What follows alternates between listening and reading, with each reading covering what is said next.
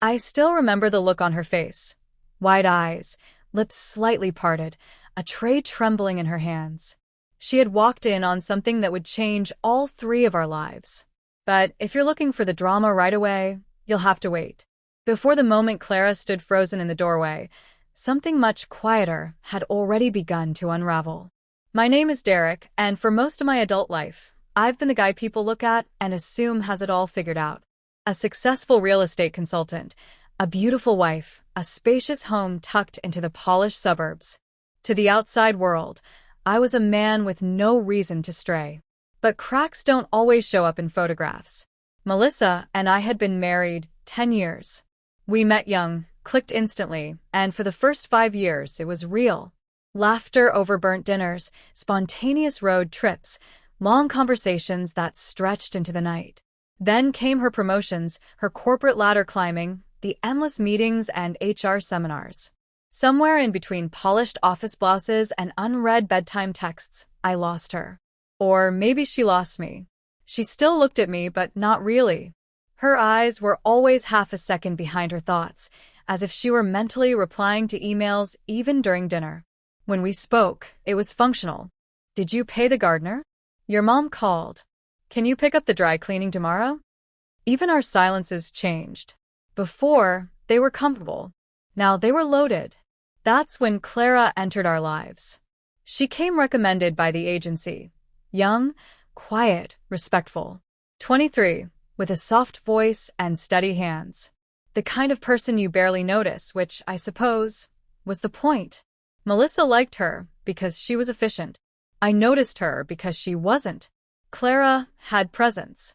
Not loud, not flirtatious, just there.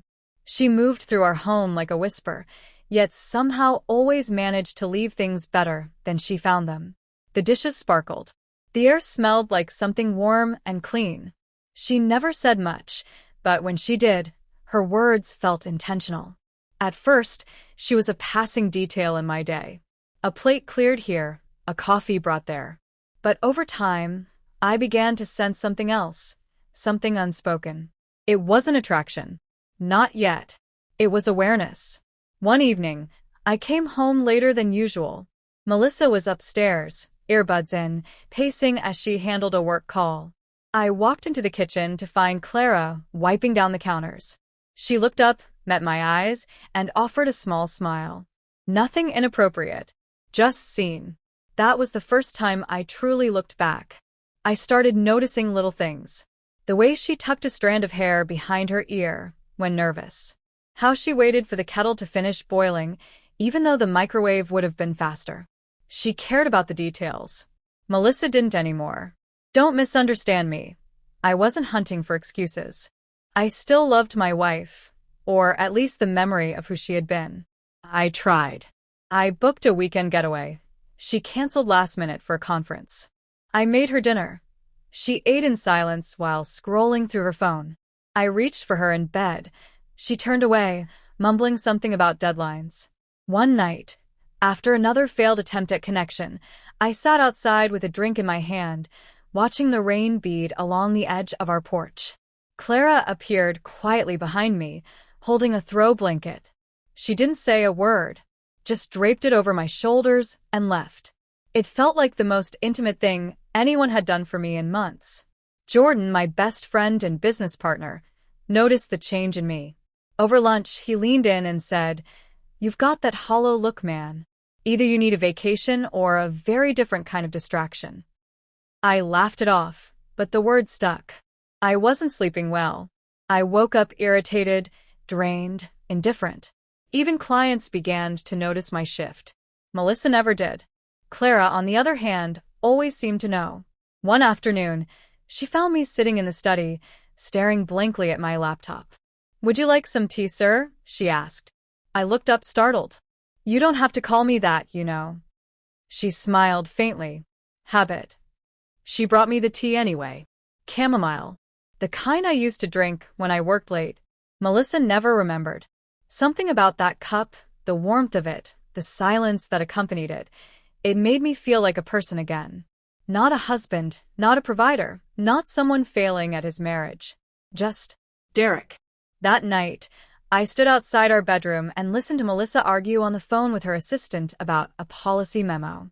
She saw me, paused for half a second, then turned her back and closed the door. I slept in the guest room. From there, everything blurred. Days overlapped. Conversations with Melissa grew fewer, shorter. Clara became the soft constant in my routine. She never overstepped. She never implied anything. But her presence started to mean something dangerous. I caught myself lingering when she entered the room, watching her more than necessary. And then I noticed something I shouldn't have, how she'd glance at me when she thought I wasn't looking. It was subtle, careful, but it was there. I should have addressed it. I should have taken a step back. Instead, I took another step forward. There was a moment, one I've replayed endlessly. I walked into the kitchen early one morning. She was already there, cleaning. She turned, startled, and for a second, we both just stood still.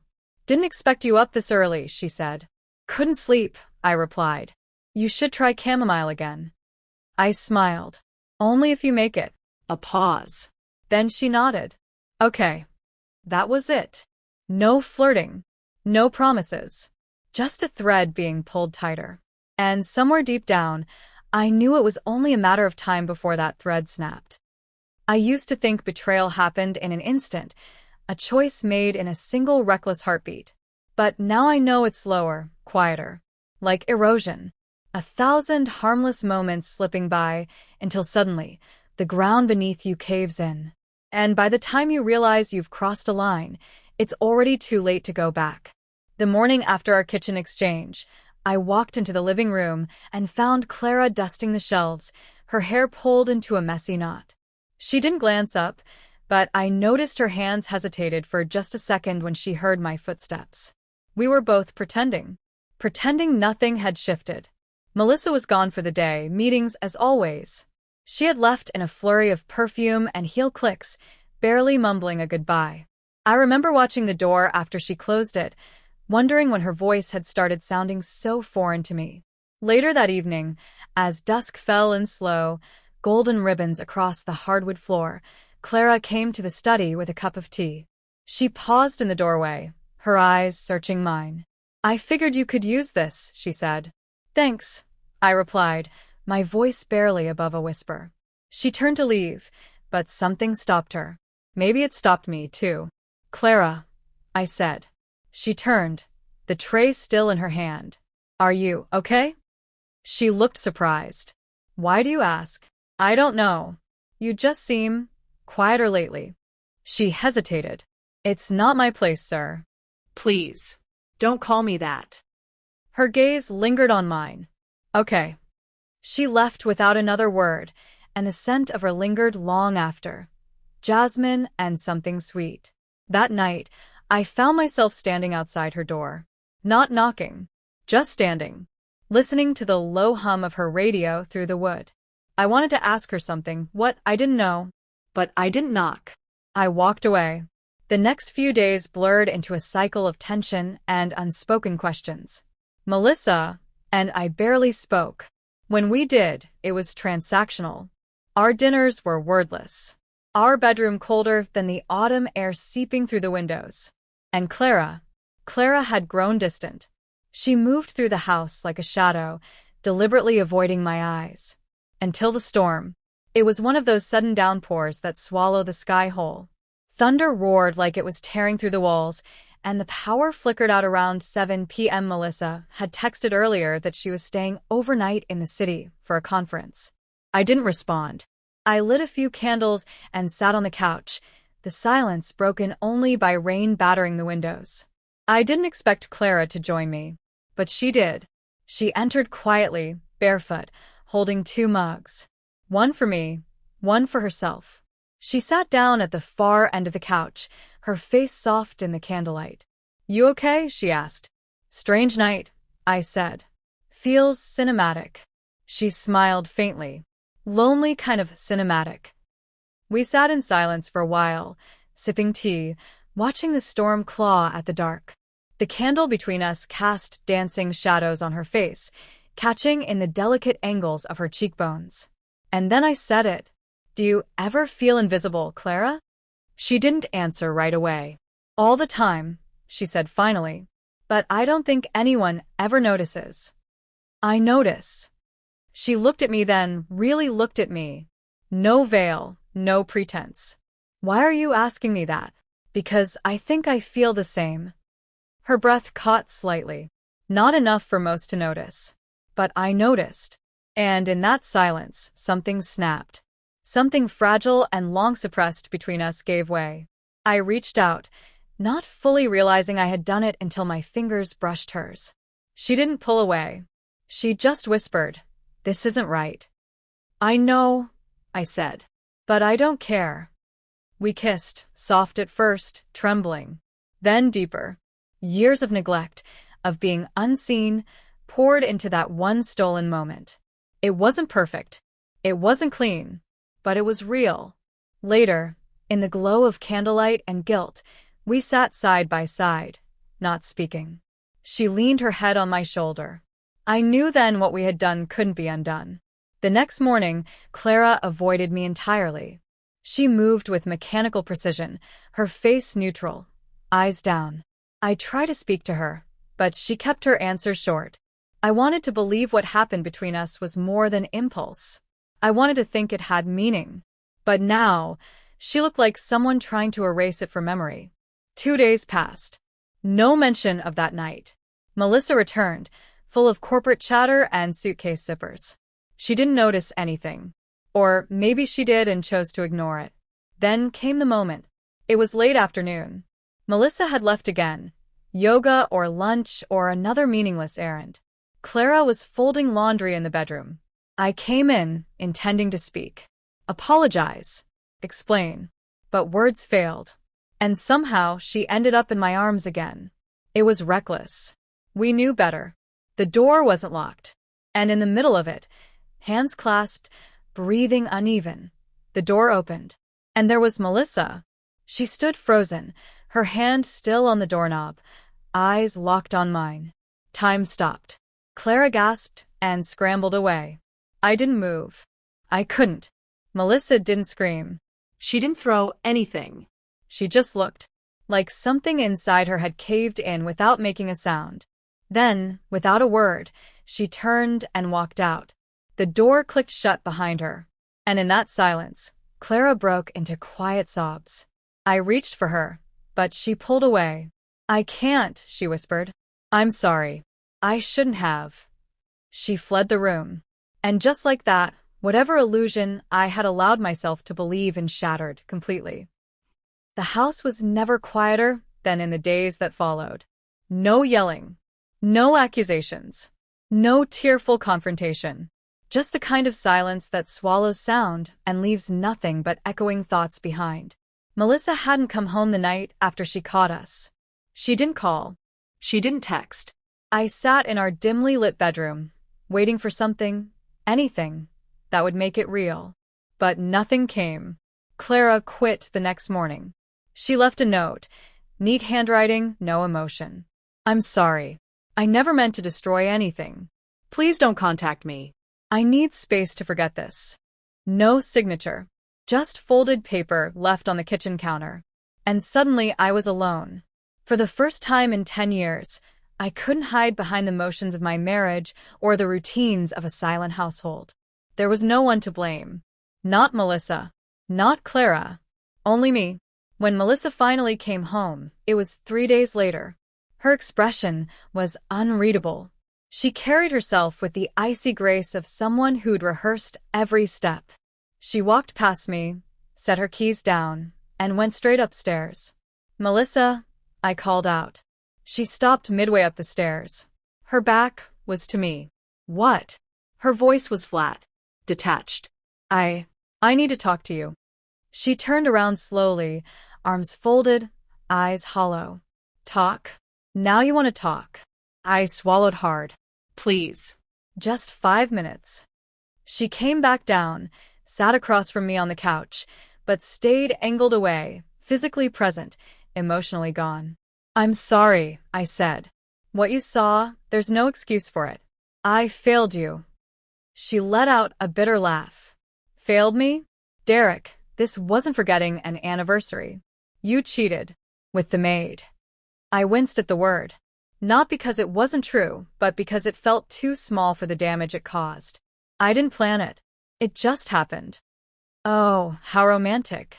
Her sarcasm cut like glass. What was it? Her quiet nature? Her doe eyes? Or was it just convenient? Someone who wouldn't question you the way I do. That's not fair.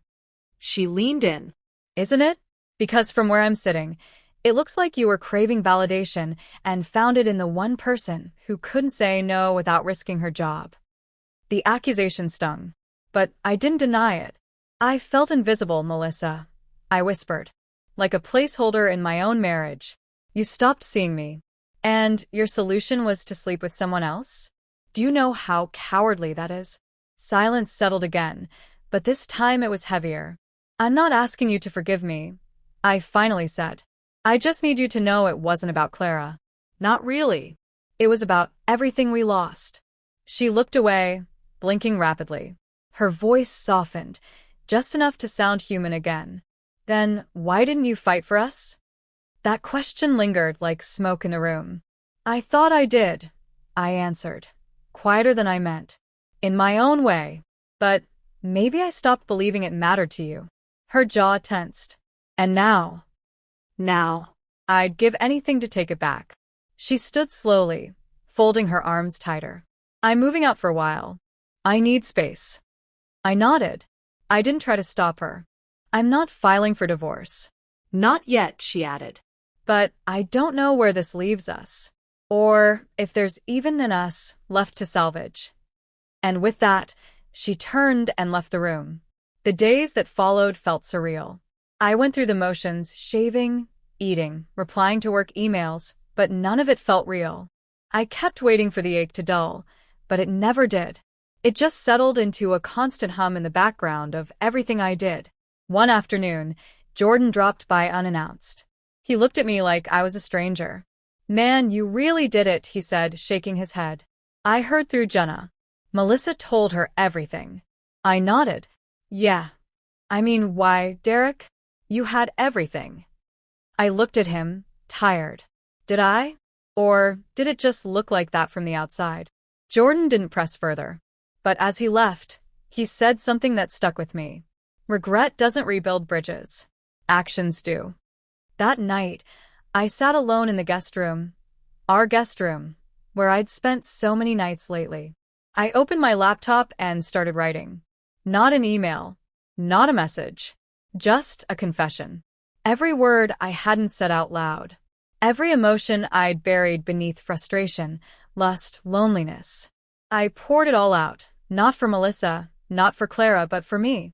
Because if I was going to claw my way out of this mess, I had to understand how I got here. I admitted to things I never wanted to face. That I stopped trying because I resented being second to her career. That I found comfort in Clara's silence because I didn't want to face difficult conversations. That I used loneliness as a shield to justify betrayal. When I finished, it was almost 3 a.m. I closed the laptop and stared into the darkness. The next day, I printed the letter and left it on the dining table. No signature, just truth. Melissa came back later that evening to pick up some things. I didn't see her read it. I didn't ask. I simply nodded as she passed, and she nodded back. No promises. No rage. Just two people who had once shared everything, now unsure if they had anything left to give.